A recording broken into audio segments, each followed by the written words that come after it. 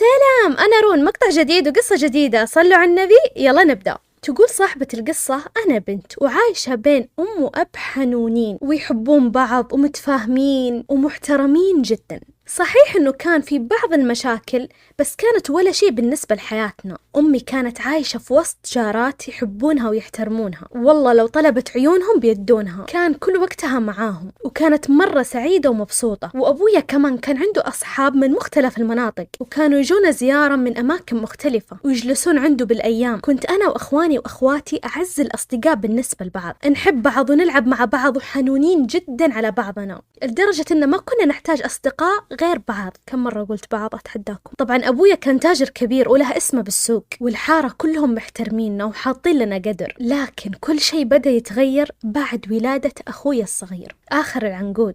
وقتها كلنا كبرنا وأصغر واحدة كانت بالمتوسط. لما حملت أمي بأخويا الصغير، أبويا تغير جدا وصار 24 ساعة معصب. أبويا اللي ما عمره بخل علينا بشيء، كنا قبل ما نطلب نلاقي كل شيء قدامنا، صار ما يجيب شيء للبيت. حتى بعد ما نطلبه كنا نروح أنا وإخواني عنده ونقول له: أبويا مشتهين عصير فواكه، على طول يعصب ويقوم يبغى يضربنا، وعلى طول يبدأ موال السب فينا والسب في أمي وكلام ما ينقال. إحنا كنا أول ما يعصب على طول نهرب على الغرفة ونقفل على نفسنا، بحكم إنه ما تعودنا على أبونا كذا. كنا نخاف منه مرة ونجلس نبكي وإحنا مستغربين ليش أبونا تغير كذا. طبعا حمل أمي كان جدا صعب، بحكم إنها من زمان ما حملت وما كانت تتغذى كويس، بحكم إنه ما في شيء في البيت ينوكل أصلا. كان أبوي يقضي حق مصروف يوم واحد في اليوم، يعني مثلا اليوم نبغى نسوي مثلا كبسة، يجيب دجاجة وشوية رز وكم حبة كذا خضار اللي تنحط مع الطبخة وبس. كنا مستغربين يعني كيف تغير كذا بين ليلة وضحاها، كيف تغير من بعد حمل أمي ولهذه الدرجة ما قدر يرجع لطبيعته. كنا لما نسأل أمي إيش في أبونا تجلس تبكي وما كانت تدينا أي جواب. مرت شهور حمل أمي على هذا الحال،